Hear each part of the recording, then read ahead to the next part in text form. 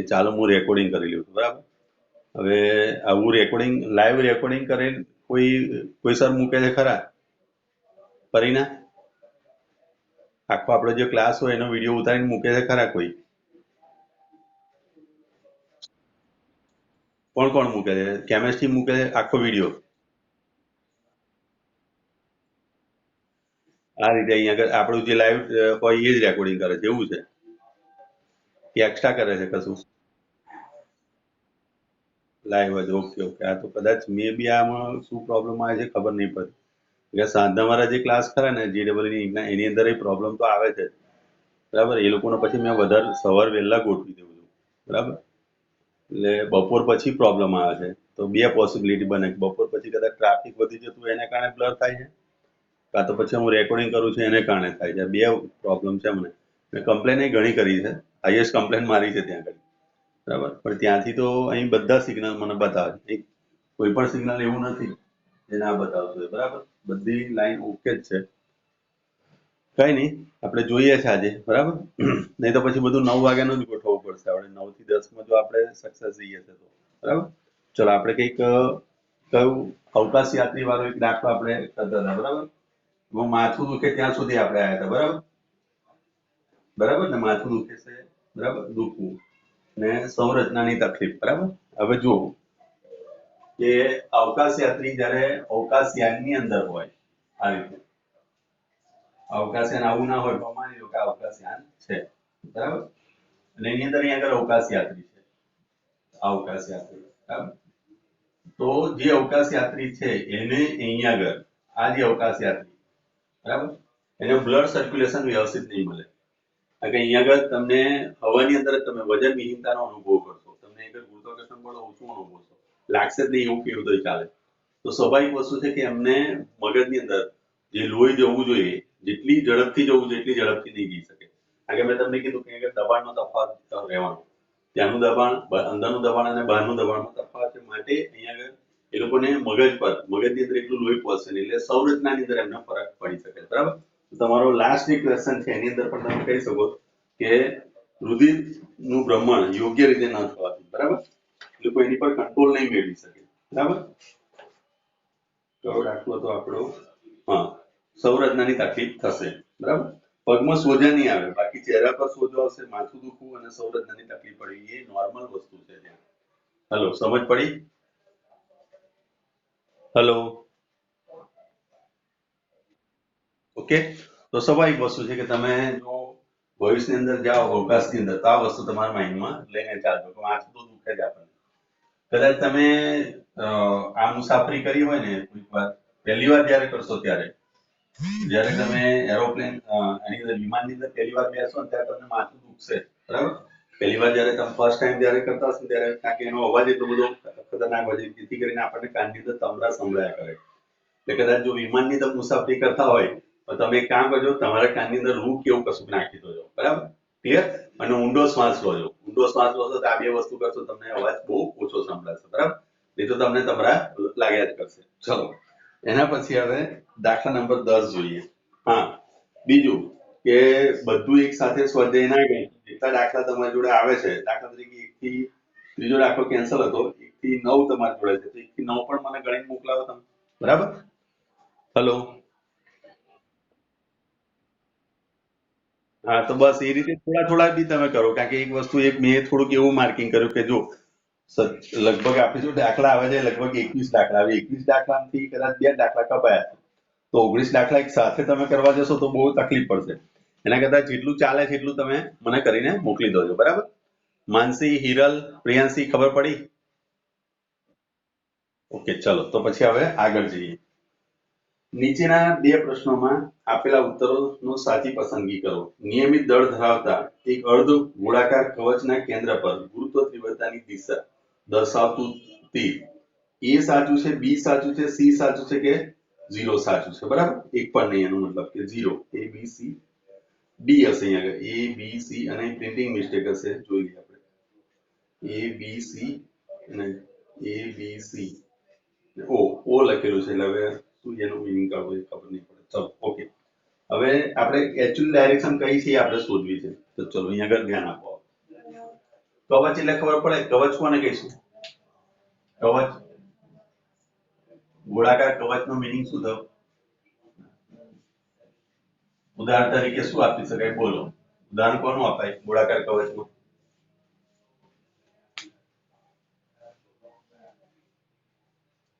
નહીં આપી શકો?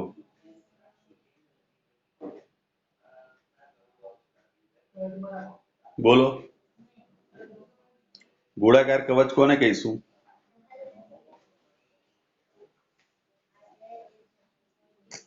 જો આ ગોળાકાર કવચ થયું, દેખાય? હલો,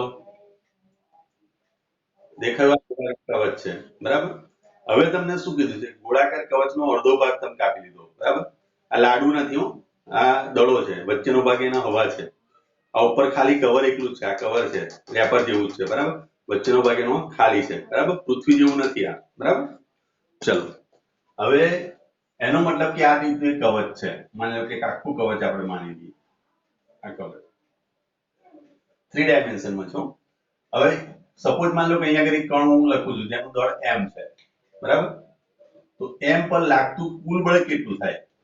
કુલ બળ કેટલું થશે અહીંયા આગળ? બોલો, F નેટ શું થાય? ચલાવી લેશે થિયરી, ધ્યાન રાખીને મને કહો છો. ચલો,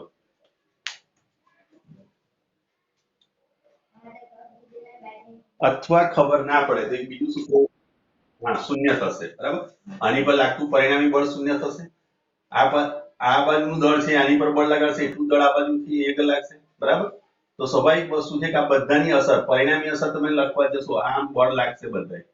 આ અહીંયા આગળથી આમ ઉપરની તરફ લાગશે, આમ આ રીતે બધી તરફથી બળ લાગવાનું, એટલે પરિણામી અસર અહીં શૂન્ય થાય. તો એનો મતલબ એ થાય કે આખું જ્યારે કવચ હોય ત્યારે એની પર પરિણામી બળ શૂન્ય થાય છે. તો અહીંયા આગળ તમને શું આપ્યું છે? અર્ધવર્તુળાકાર આપ્યું છે, અર્ધવર્તુળાકાર. એનો મતલબ હવે સમજો કે આ રીતનો એક ગોળો તમે કાપી લીધો, આને તમે કાપી લો છો, આ ભાગ આપણે હટાઈ લઈએ. ચલો, હટી ગયો. હવે અહીંયા આગળ તમને પોઈન્ટ એક આપેલો છે. હવે એની પોઈન્ટની અહીંયા આગળ દિશા આપેલી છે, આ દિશા આપેલી છે એ, નીચે આપેલી છે તમને સી, અને ઉપરની તરફ આપેલી છે એ તમને આપેલી છે બી. તો જુઓ, આ ભાગ જે હતો એનું તો દળ શૂન્ય થઈ ગયું. હવે જે કઈ દળ છે એ નીચેની તરફ છે, અને આની પર અહીંયા આગળથી બળ લાગવાનું, એટલે સ્વાભાવિક વસ્તુ છે કે વધારે બળ તરફ જશે, એટલે કે આની ડાયરેક્શન હંમેશા કઈ દિશામાં જશે? અધો દિશામાં જશે. અધો દિશામાં જો અહીંયા આગળ પ્રયોગની દિશા, એના બળની દિશા થાય તો સ્વાભાવિક વસ્તુ છે કે અહીંયા આગળ જે પોઈન્ટ આપેલો એ તમને કયો આપેલો? C point. તો સી તરફ જશે. કોઈ દિવસ એ તરફ બળ નહીં લાગે, કોઈ દિવસ આ તરફ બળ નહીં લાગે, ઉપરની તરફ દિશામાં નહીં લાગે, કારણ કે ઉપરની દિશામાં તો દળ રહ્યું જ નથી. સમજ પડી? તો આની ડાયરેક્શન કઈ આવશે? સી આવશે. સમજ પડી? હેલો, બરાબર. તમે અહીંયા આગળ લખી શકો કે ઉપરનો ભાગ ખાલી છે, નીચેના ભાગમાં દળ છે, માટે અહીંયા આગળ એનો ગુરુત્વ પ્રવેગની દિશા અને બળની દિશા અથવા તો તીવ્રતાની દિશા, ઇન્ટેન્સિટી પણ તમે કહી શકો છો. આની તીવ્રતા પણ તમે કહી શકો છો. તીવ્રતા એટલે ઇન્ટેન્સિટી. ઇન્ટેન્સિટીનું લેક્ચર આપણે આઈ પડે. આઈ બરાબરનું એક સૂત્ર પણ યાદ રાખી લો કે du/dr થાય. જ્યાં u બરાબર તમે લખો છો Gmm/r. આની સ્થિતિ ઊર્જાનું સૂત્ર છે -Gmm/r પણ તમે લખશો, અહીં માઈનસ લઈ લો. ચલો, આની આગળ તમે વેલ્યુ પુટ કરશો એટલે અહીં શું લખશે? d/dr Gmm-r. આ સ્થિતિ ઊર્જાનું સૂત્ર થઈ ગયું. આનું જ્યારે તમે વિકલન કરશો તો અહીંયા આગળ સ્વાભાવિક રીતે સ્ક્વેર થઈ જશે, અને આગળ અહીંયા આગળ તમારી જોડે આનો ઉપર લખશો તો r⁻1 થઈ જશે, આ ઉપર આવે છે. અને આનું તમે વિકલન કરો r ની સાપેક્ષે, આ બધા અચળાંક છે, તો આની આગળ સાપેક્ષ વિકલન એટલે માઈનસ આગળ આવી જશે, r⁻2 થશે, આ r⁻2 નીચે આવી જશે એટલે પ્લસ થઈ ગયું. ધેટ મીન્સ કે તમારી જોડે સૂત્ર થયું Gmm/r², અને આ જે થયું એને ઇન્ટેન્સિટી કહેવાય. ઇન્ટેન્સિટી એટલે એક પ્રકારનું બળ જ થયું, ગુરુત્વાકર્ષણ બળ થયું, અને સ્વાભાવિક છે કે અધો દિશામાં લાગશે. ક્લિયર આટલી વસ્તુ? ચલો, તો અહીંયા આગળ ઉપરની તરફ દળ નથી, માટે એ અધો દિશામાં લાગશે. જો ઉપરની તરફ દળ હતું તો એની પરિણામી અસર શૂન્ય થતું. એ જ રીતે હવે તમને એક બીજું સ્થાન આપેલું, જો એની જોડેનું સ્થાન આપ્યું, આ સ્થાને. આ સ્થાને પણ શું થશે? અહીં ઉપરનો ભાગ તો તમારો ખાલી જ છે. મેં તમને કવચ વાળું ઉદાહરણ આપ્યું, એની અંદર તમે આ જગ્યાએ મૂકો, આ જગ્યાએ દળ મૂકો કે આ જગ્યાએ દળ મૂકો, કોઈ પણ સ્થાને જ્યારે તમે આખા કવચની અંદર કોઈ પણ સ્થાને મૂકશો તેની પર પરિણામી બળ હંમેશા શૂન્ય થાય જ્યારે કવચ હોય ત્યારે. હવે કવચનો તમે અડધો ભાગ કાપી નાખો તો ધેટ મીન્સ કે હવે તમારી જોડે જે ઉપરનો લેવલ હતું એ કટ થઈ ગયું. એ ફક્ત નીચેની તરફ દળ છે અને નીચેની તરફ દળ છે માટે અહીંયા આગળ પણ આ સ્થાન પર તમારી જોડે લાગશે અડધો દિશામાં જ બળ લાગશે. તો સ્વાભાવિક વસ્તુ છે કે બીજા સ્થાનની અંદર પણ શું હશે? બંનેની અંદર સી જવાબ આવશે. જોડે સમજ પડી? Hello, okay.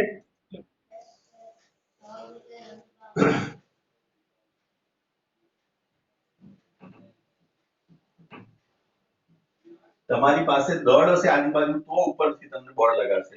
દળ જ નહીં હોય તો એ બળ લગાડશે નહીં. જે તરફ દળ હશે એ તરફ જ બળ લાગે. બરાબર, સ્વાભાવિક વસ્તુ છે. તો આના પરથી તમે આનો જવાબ આપશો, બંને માટે સી આવશે. ચલો,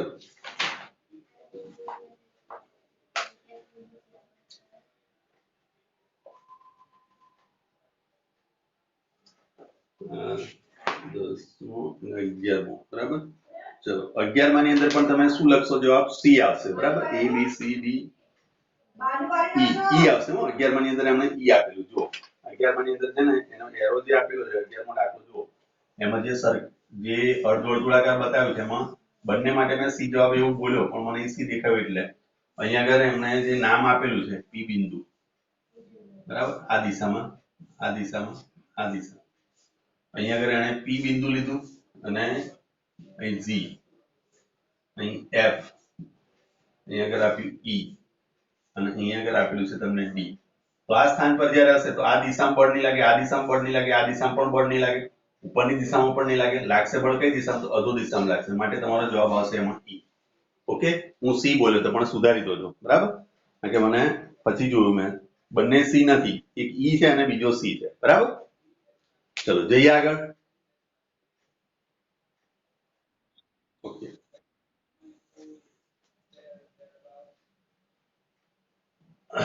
ખાસ કરીને આવા દાખલા તમને બધા પૂછશે, ધ્યાન રાખજો. જ્યારે તમે જેડબલઈ નીટની એક્ઝામ આપતા હશો ત્યારે તમારી જોડે આ ટાઈપના દાખલા બધા હશે. ચલો, પૃથ્વી પરથી એક રોકેટ સૂર્ય તરફ છોડવામાં આવે છે. ચલો, પૃથ્વીથી સૂર્ય તરફ. માની લો કે આ પૃથ્વી છે. બરાબર, અને સૂર્ય તરફ એક રોકેટ આપણે છોડી રહ્યા. બરાબર, આ રીતનું એક રોકેટ છે એવું વિચારી લો. બરાબર, આ રોકેટ સૂર્ય તરફ. આ માની લો કે આ બાજુ સૂર્ય છે. સૂર્ય મેં બહુ નાનો બતાવ્યો છે પૃથ્વીની સાપેક્ષે. આમ મોટો બતાવવો જોઈએ પણ એટલી મોટી ફિગર નથી બનાવી મારે, ખાલી એટલું જણાવવું છે. ચલો, પૃથ્વીના કેન્દ્ર પરથી કેટલા અંતરે રોકેટ પર ગુરુત્વ બળ શૂન્ય લાગશે? પૃથ્વીથી કેટલા અંતરે? બરાબર, હવે જુઓ આ પૃથ્વીનું કેન્દ્ર લઈ લો.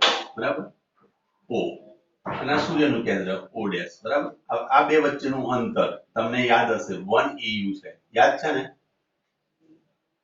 હેલો, 1 બરાબર તમે કંઈક આવું લખતા હતા 1.49 into 10⁻11 મીટર. હું આને એપ્રોક્સિમેટલી લઈએ છીએ આપણે 1.5 into 10⁻11 મીટર. યાદ કરી લો જાવ બધી. અને 11મા ધોરણની અંદર મેં તમને ગઈકાલે કીધું હતું, આજે પણ હું તમને કહી દઉં છું અને એ વસ્તુ સિરિયસલી લઈને ચાલજો. તમે 11મા 6 જ નહીં આવે, હો ધ્યાન રાખજો. તમે 12થમાં છો અને 12થના કોન્સેપ્ટથી જ ચાલજો. બરાબર, તમને કદાચ સમાચાર નહીં જોયા પણ સમાચાર બધા આવે છે ખરા પણ હું તમને અપલોડ નથી કરતો. જે મારા શિક્ષણ ગ્રુપમાં આવે છે, જે ટીચરનું ગ્રુપ છે એની અંદર આવે છે. તો 1 થી 9 બરાબર, અને 10મું છોડી દો, 12મું. 10મા 12મા સિવાયના તમામને કદાચ માસ પ્રમોશન આપવાની વાત કરી રહ્યા છે. બરાબર, માસ પ્રમોશન તમારા જે એક્ઝામો થઈ એના બેઝ પરથી તમને આપી દેશે. તો સ્વાભાવિક કે તમે આજની તારીખમાં એવું વિચારતા હોય કે હું 11થમાં છું તો તમારી મૂર્ખામી, તમે 12થમાં છો એવું વિચારીને ચાલજો. જેટલું બી ચાલે છે એટલું સિરિયસલી વિચારીને ચાલવાનું છે. બરાબર, અને બીજી વસ્તુ, તમે કદાચ ડોક્ટર બનવાનું સપનું જોયું હોય કે ના જોયું, એન્જિનિયર બનવાનું સપનું જોયું કે ના જોયું, મારે એની સાથે કોઈ લેવા દેવા નહીં.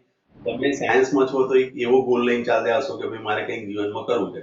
તો અત્યારથી જ મગજની અંદરથી વસ્તુ રાખી લો કે તમારી માટે જેડબલઈ નીટ આ બે એક્ઝામ જ પરફેક્ટ છે અને એ એક્ઝામ માટેની તૈયારી એ તમારી બોર્ડ સારામાં સારું હશે તો તમે ક્લિયર કવર કરી શકશો, અધરવાઇઝ નહીં થાય. એટલે અત્યારથી એવું મગજમાં લઈને ચાલી રહ્યો છો. બરાબર, ગોખણ પટ્ટી છોડી દોજો, સમજવાનો પ્રયત્ન કરજો. જેટલી તમારી સમજ શક્તિ સારી એટલું તમે સારી ક્વોલિટીના ડોક્ટર કે એન્જિનિયર બની શકશો, અધરવાઇઝ નહીં. બરાબર, હા એડમિશન મળશે પછી તમે જોજો મેડિકલ નું અથવા તો તમે એન્જિનિયરિંગ જે છે એના તમે રિઝલ્ટ જોશો તો અમુક જણા એવા છે જે પહેલા વર્ષમાં જ પડ્યા રહે, કારણ કે એને સમજ જ ના હોય, 12th ની જે વસ્તુની સમજ હોય એ નથી હોતી. બીજી વસ્તુ 12th માં JEE નીટ ની અંદર તમારે સૌથી વધારે મહેનત કરવાની જરૂર જ નથી. તમારું જેટલું બોર્ડ પાવરફુલ હશે એટલું ઓટોમેટિકલી ત્યાં ટ્યુશન કરવાની જરૂર નથી. અમુક છોકરા એવા છે જે JEE નીટ કરતા બી નથી, પણ છતાં એમના સારામાં સારા માર્ક છે. આજની તારીખમાં SUNIT માં છે, SUNIT એટલે એન્જિનિયરિંગ કોલેજ સુરતની વાત કરું છું, બરાબર.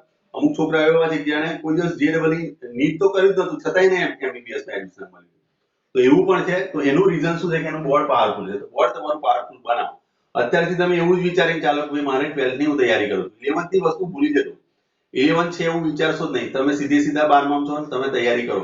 હા, પરીક્ષા લેશે તો આપણે આપી દેવાની છે, પણ તમે એવું વિચારીને ચાલજો કે આપણે દરેક ક્લાસ આપણો 12th નો છે એમ વિચારીને ચાલજો, બરાબર. ચલો, આ બે વચ્ચે અંતર આટલું છે. રોકેટ ની આગળથી છોડવામાં આવ્યું છે. હવે તમને એવો પ્રશ્ન પૂછે છે કે ગુરુત્વ તીવ્રતાની દિશા, સોરી, તો પૃથ્વીના કેન્દ્રથી કેટલા અંતરે રોકેટ પર ગુરુત્વ બળ શૂન્ય થાય? આપણે ગુરુત્વ બળ શૂન્ય કરવું છે. ચલો, તો ગુરુત્વ બળ શૂન્ય ક્યારે થશે? જ્યારે આ રોકેટ કોઈક અંતરે જશે. માની લો કે અહીંયા આગળથી આ રોકેટ અહીંથી x અંતરે ગયું. આ અંતરને આપણે r ધારી લઈએ, બરાબર. r બરાબર 1 EU. તો સ્વાભાવિક વસ્તુ છે કે આટલેથી આટલું અંતર કેટલું થાય? ટોટલ અંતર r છે, તો આટલેથી આટલું અંતર કેટલું થયું? આ રોકેટ અહીંયા આગળ આવ્યું. માની લો કે આ જગ્યાએ રોકેટ આવી ગયું આપણું, બરાબર. આ જગ્યાએ રોકેટ છે. માની લો કે આપણે એવું ધારો કે અહીંયા આપણે એવું ધારો કે પૃથ્વીના કેન્દ્રથી x અંતરે રોકેટ પર લાગતું ગુરુત્વ બળ શૂન્ય છે. ક્લિયર આટલી વસ્તુ? ચલો, રોકેટ પર લાગતું ગુરુત્વ બળ શૂન્ય હોય, નેટ ફોર્સ શૂન્ય, એનો મતલબ શું થયો? F નેટ 0 થયું. F નેટ અહીંયા આગળ કોણ કોણ લગાડે? F રોકેટ નો r લઈએ, એ કોણ પૃથ્વી વડે પણ લાગે છે, એટલે પૃથ્વી માટે લખીએ RE પ્લસ અહીં તમે લખશો FR સન વડે પણ લાગતું બળ. જો આના બરાબર આપણે 0 લઈએ, ધેટ મીન્સ કે FRE is equal to minus FRS. આ દિશાની બતાવે છે. આ ઋણ નિશાની શું બતાવે છે? દિશા બતાવે છે કે પૃથ્વી આની પર જેટલું બળ લગાડે છે એટલું જ બળ સૂર્ય આની તરફ લગાડવું જોઈએ, તો જ આની પર પરિણામી અસર શું થાય? શૂન્ય થાય. એનો મતલબ એ થયો કે અહીં તમે લખી શકો છો કે પરિણામી બળ શૂન્યનો મતલબ શું થયો? તો મતલબ એવો થયો કે પૃથ્વી વડે લાગતું બળ વડે રોકેટ પર લાગતું બળ લાગતું ગુરુત્વ બળ બરાબર શું થવું જોઈએ? સૂર્ય વડે લાગતું વડે રોકેટ પર લાગતું ગુરુત્વ બળ. આ બંને બળો સમાન મૂલ્યના થવા જોઈએ અને પરસ્પર વિરુદ્ધ દિશાના થવા જોઈએ. તો સ્વાભાવિક વસ્તુ છે કે બંનેનું પરિણામી બળ શૂન્ય થાય. હવે આપણે તમે જોઈ શકો છો કે x અંતરે આપણે ધાર્યું, તો આ અંતર ટોટલ અંતર r હતું, તો આ અંતર કેટલું થશે? r minus x. Very good. ચલો, તમે ઇન્વોલ્વ નહીં રહો તો તમે આને નો ડાઉટ તમે મોટા ભાગે જવાબ આપો છો, પણ જે લોકો ઇન્વોલ્વ રહેશે એની માટે કોઈ તકલીફ નથી ભાઈ, ધ્યાન રાખજો. ચલો, પૃથ્વી અને રોકેટ વચ્ચેનું, હવે માની લો કે રોકેટનું દળ આપણે m ધાર્યું, આ પૃથ્વીનું દળ m લઈએ, આ સૂર્યનું દળ હું ms લઉં છું, બરાબર. ચલો, તો અહીંયા આગળ આ બંને વચ્ચે લાગતું ગુરુત્વાકર્ષણ બળ એટલે g me, રોકેટનું દળ m, અને આગળ તમે લખશો x², બરાબર, ઇઝ ઇક્વલ ટુ આ બાજુ થશે gms m અપોન અહીં આગળ લખશો તમે અંતર, ટોટલ અંતર કેટલું આ બે વચ્ચેનું અંતર? તો r - x નો હોલ સ્ક્વેર, જ્યાં m બરાબર લખશો તમે રોકેટનું દળ અને ms એટલે સૂર્યનું દળ,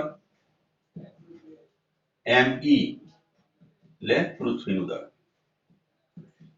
ક્લિયર? ચલો, g કેન્સલ થઈ ગયા, કેન્સલ થઈ ગયા, ધેટફોર તમારે જોડે આવ્યું me upon x² is equal to ms upon r - x નો હોલ સ્ક્વેર બરાબર. ચલો હવે અહીંયા આગળ આને કરતા બનાવીએ છીએ આપણે r માઇનસ x નો whole square upon x square is equal to અહીં થઈ જશે ms અપોન me. me ને મેં નીચે લઈ ગયો બરાબર. હવે બંને તરફ આપણે વર્ગમૂળ લઈએ એટલે અહીંયા આગળ લખાશે r minus x upon x is equal two under route ms upon me બરાબર. આનું હજુ સાદરૂપ આપો તો અહીંયા આગળ લખાશે r upon x minus 1 is equal two under route ms upon me. Clear? ચલો હવે એક કામ કરીએ આપણે. ઓકે વાંધો નહીં. ચલો હવે આની અંદરથી r માઇ upon x is equal to 1 plus under root આ થઈ જશે ms અપોન me. ક્લિયર? ચલો આ જે જવાબ આવશે એની અંદરથી મારે x ને કરતા બનાવવો છે બરાબર. તો x ને જ્યારે કરતા બનાવીશું તો x ઉપર લઈશું તો આ છેદમાં નીચે આવી જશે. પહેલા આનું સાદુરૂપ આપણે આપી દઈએ. ચલો ms એટલે શું લખાશે 2 * 10⁻30 અને પૃથ્વીના દળની કિંમત કોણ આવ્યું મિતુલ. હા ચલો બીજું કોઈ છે? ઓકે ચલો પૃથ્વીના દળની કિંમત આપણે કેટલી લઈએ છે 6 * 10⁻24 અને 2 * 10⁻30 આ કિંમત આપણે લઈએ છીએ અહીંયા આગળ. તો 1 પ્લસ અંડર રૂટ 2 * 10⁻30 આવશે 6 * 10⁻24. આ 1/3 રહેશે આ 24 અહીંયા આગળ થશે એટલે 1 પ્લસ અહીંયા આગળ થઈ જશે 1 અપોન અંડર રૂટ 3 ગુણ્યા આ 6 ઘાત એટલે અહીં રહેશે 3 ઘાત બરાબર. ચલો આ અહીંયા આગળ તમારી જોડે આવી જશે r upon x is equal two હવે 1000 ભાગ્યા રૂટ 3 થયું અને પ્લસ અહીંયા આગળ આટલું થયું તો અહીંયા આગળ હું આને આમ પણ લખી શકું રૂટ 3 પ્લસ 1000 ભાગ્યા રૂટ 3 આવું આવશે. ક્લિયર? આવાનું કેલ્ક્યુલેશન આપણે કરી લઈએ બરાબર. કેલ્સી એક જ મિનિટ હું કેલ્સી લેતા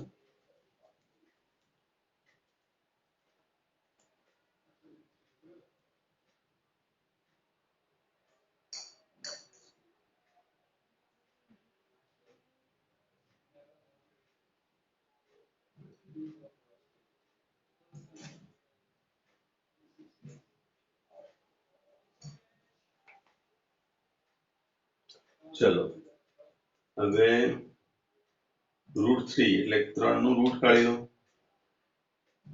ઉભા રહો એક કામ કરીને તો અને કેલ્ક્યુલેશન થોડું લાંબુ થઈ જાય એના કરતા આપણે આ 1 ને આ બાજુ જવા દો પછી આપણે પહેલાનું કેલ્ક્યુલેશન આપણે કરી લઈએ અને પછી 1 ને પેલી બાજુ લઈ જઈશું.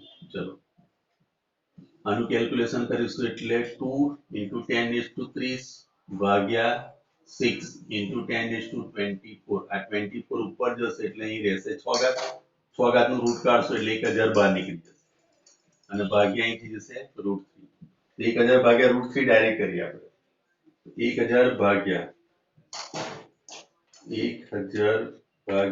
1.73 કરો ઇઝ ઇક્વલ ટુ આવશે તમારો 578.03 છે એનું કન્સિડર નહીં કરો તોય ચાલશે r upon x minus 1 therefore તમે લખી શકશો r upon x is equal to આ પેલી બાજુ છે એટલે +1 કરશો એટલે અહીં આગળ એક ઉમેરી દેશો અહીં આગળ આની અંદર એટલે 579.03 આટલું થયું therefore x is equal to r upon 579 લખશો તો બી ચાલશે r બરાબર તમારું છે 1.5 10⁻11 છેદની અંદર 579 તો 1 ના છેદમાં સોરી 1.5 ભાગ્યા 579 ઇઝ ઇક્વલ ટુ તમારું આવશે 0.0025 into 10⁻11 1 2 ને 3 પોઈન્ટ કાપો એટલે 2.5 into 10⁻ અહીંયા આગળ 3 પોઈન્ટ કાપે એટલે 1 એટલે 8 આટલા મીટર જવાબ આવે x બરાબર. જોઈ લો આવે છે આટલો જવાબ ચેક કરો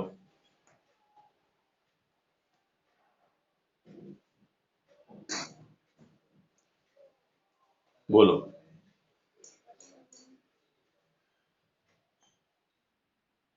ઓકે ચાલો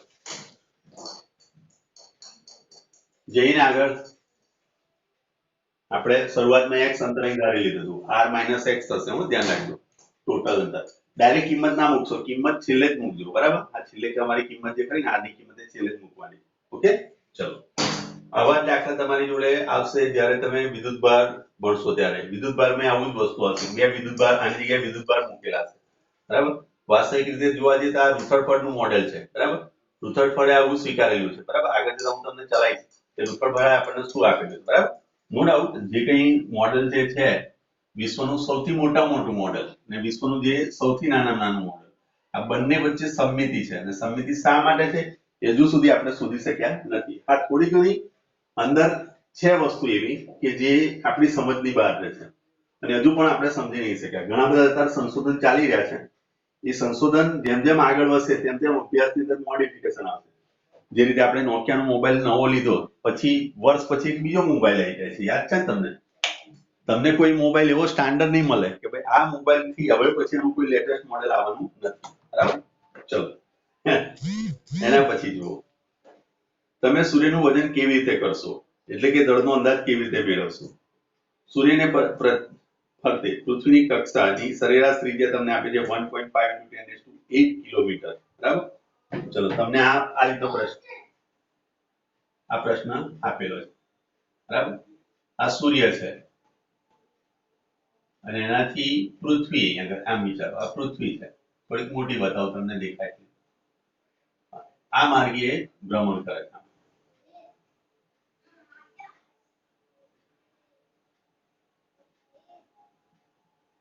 આ રીતે વર્તુળાકાર માર્ગે ભ્રમણ કરે છે. આ મૂલ્ય તમને આપેલું છે કેટલું? આ અંતર 1.5 × 10⁸ કિલોમીટર. ધેટ મીન્સ કે 1 AU છે અને એનો જવાબ તમને યાદ છે 1.5 × 10⁸. આને કિલોમીટરમાંથી મીટરમાં ફેરવશો એટલે 11 મીટર. આ જવાબ છે આપણો. હવે તમારે ms શોધવું છે. તો કઈ રીતે લખાય?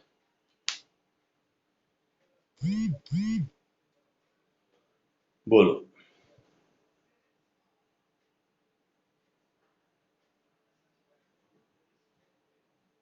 કઈ રીતે લાવી શકીશું આપણે?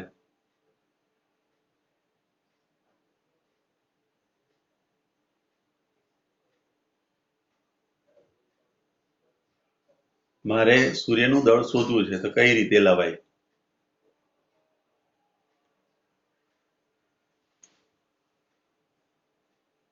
નથી ખ્યાલ?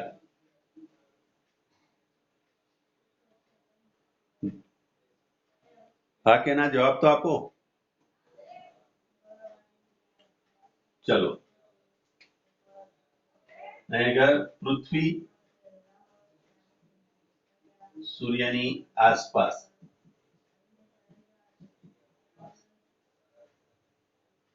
ભ્રમણ કરે છે તે માટે જરૂરી કેન્દ્રગામી બળ એ પૃથ્વી અને સૂર્ય વચ્ચેના ગુરુત્વાકર્ષણ બળ વડે મળે. ધેટ મીન્સ એનો મતલબ એવો થયો કેન્દ્રગામી બળ બરાબર ગુરુત્વાકર્ષણ બળ. ગુરુત્વાકર્ષણ બળ તેને કેન્દ્રગામી બળ પૂરું પાડે. બરાબર, ચલો આટલી સમજ પડે? હા કે ના? ઓકે, ચલો આ કેટલી વાર મેં ચલાવ્યું, ધ્યાન રાખજો. આ પૃથ્વી દળ તરીકે ઉપગ્રહ તરીકે છે તો ઉપગ્રહનું દળ છે એના સંદર્ભમાં તમે અહીં લખવા જઈએ એટલે અહીંયા તમે લખશો me × v² upon r. mv² upon r થયું. પૃથ્વીના સંદર્ભમાં કેન્દ્રગામી બળ થયું. એ જ રીતે અહીંયા આગળ ગુરુત્વાકર્ષણ બળ આ બંને વચ્ચેનું આનું દળ me છે. બંને વચ્ચેનું અંતર દાખલા તરીકે આ તમે r ધારો છો તો અહીંયા આગળ લખશો તમે g me ms upon r². એક r કટ થઈ જશે, એક me અહીં આગળથી કટ થઈ જશે તો સ્વાભાવિક વસ્તુ છે તે અહીંયા આગળ હવે કેન્દ્રગામી બળ તમને બીજી કોઈ વસ્તુ આપી નથી ને અહીંયા આગળ VMEM પણ ઓકે ચલો તો અહીંયા આગળ લખશું તમે v² ઇઝ ઇક્વલ ટુ થઈ જશે તમારી જોડે GMS upon R. Therefore ms મારે જોઈએ છે એટલે હું લખીશ v² into R upon G. હવે v² એટલે શું થયું કયો વેગ થયો એનો અક્ષીય કે કક્ષીય વેગ થયો બોલો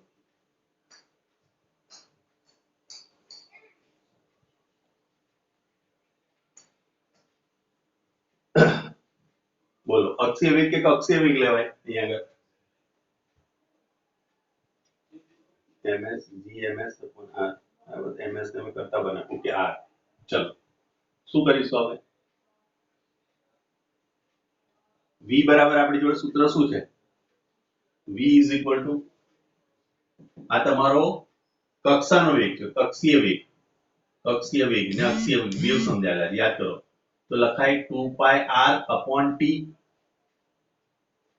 યાદ છે ને આટલેથી આખું અંતર તમે ગણવા જાઓ એટલે આખું અંતર અહીંયા આવે એટલે શું લખાશે 2 pi r પરિઘ થાય તમારો અને પરિઘ ભાગે તમે સમય કરશો એટલે સમય એટલે આવર્તકાળ એટલો કરશો એટલે તમને શું મળશે v મળે આ વેલ્યુ અહીં પુટ કરો એટલે અહીંયા આગળ આવશે ms is equal to 4 pi r square upon t square into r બરાબર અને upon g is equal to તમે લખી શકશો અહીં 4 pi square upon t square 4 pi upon t square into r cube upon g આ રીતનું સૂત્ર થઈ ગયું તમારું બરાબર ચલો હવે બધાની કિંમત આપણે પુટ કરવાની અને બધી કિંમતો પુટ કરીને પછી એનું કેલ્ક્યુલેશન કરવાનું ચલો 4 3.14 નો સ્ક્વેર ગુણ્યા r ક્યુબ એટલે અહીં લખશો તમે 1.5 into 10⁻11 નો ઘન છે ધ્યાન રાખજો છેદની અંદર g નું મૂલ્ય પહેલું લેશું 6.67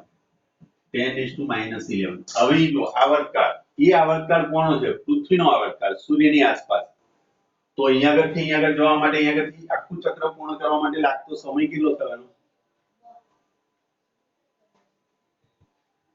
બોલો ગઈકાલે આપણે ચર્ચા તો કરી હતી કેટલું થશે 365.25 લઈએ છીએ આપણે આખા દિવસ આટલો વર્ષ માટે તો 365.25 આટલા દિવસ થયા 0.25 ગુણ્યા એક દિવસના થાય 24 કલાક અને 24 કલાકની સેકન્ડો થશે 3600 એક કલાકની 3600 સેકન્ડ બરાબર અને એની પર આવી જશે વર્ગ ક્લિયર બોલો છે કોઈ કન્ફ્યુઝન આમાં બોલો હવે આનું કેલ્ક્યુલેશન આપણે કરવાનું છે બરાબર ચલો કોઈ કન્ફ્યુઝન નથી ને હું આગળ વધું છું કેલ્ક્યુલેશન કરું છું બોલો અવાજ આવે છે ને મારો ઓકે ચલો આપણે કેલ્ક્યુલેશન કરીએ આ બાજુનું કાઢી નાખું છું રેકોર્ડિંગ ચાલુ છે ચલો તો ms is equal to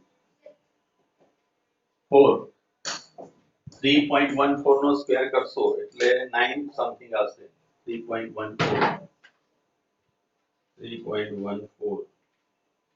9.85 9.86 લઈ લો 9.86 ગુણ્યા 1.5 બસ 2.25 ગુણ્યા આનો 2.25 ગુણ્યા ઉપર 1.5 એટલે આવશે 3.375 બરાબર ગુણ્યા આની 3 ઘાત કરશો એટલે 10⁻33 ઘાત થઈ જશે કેલ્ક્યુલેશનમાં જોતા રહેજો કોઈ જગ્યાએ મિસ્ટેક લાગે તો મને કહેતા રહેજો બરાબર ચલો 6.67 અને આ -11 ઉપર જશે એટલે +11 થઈ જશે ગુણ્યા અહીંયા આગળ છે તમારી જોડે 365.25 ગુણ્યા 36 કરો અને આ જે છે એને 4 ઘાત ઉપર લઈ લો આનો વર્ગ આ 100 એટલે 10 નો વર્ગ એટલે 4 ઘાત આ 4 ઘાત ઉપર જાય એટલે માઈનસ થઈ જશે એટલે -4 ઘાત બરાબર ચલો હવે 365.25 ગુણ્યા 24 ગુણ્યા 36 ઇઝ ઇક્વલ ટુ બરાબર 3155